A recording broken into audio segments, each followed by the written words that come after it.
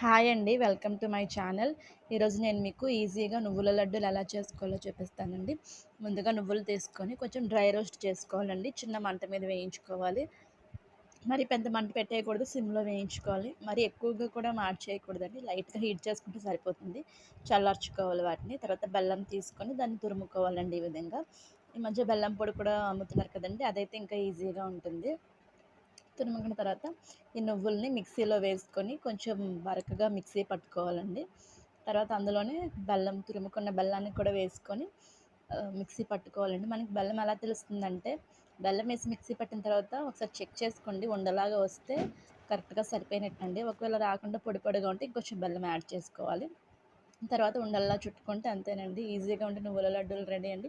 Evening పిల్లల స్నాక్స్‌కి గానీ చాలా బావుంటుందండి. పిల్లలకి ఖచ్చితంగా పెట్టాలండి. కాల్షియం, ఐరన్ అన్నీ ఉంటాయి ఇందులో. పిల్లలే కాదండి, ఆడవాళ్ళు కూడా ఖచ్చితంగా తీసుకోవాలి. డైలీ ఒక లడ్డు అయినా సరే తినాలండి.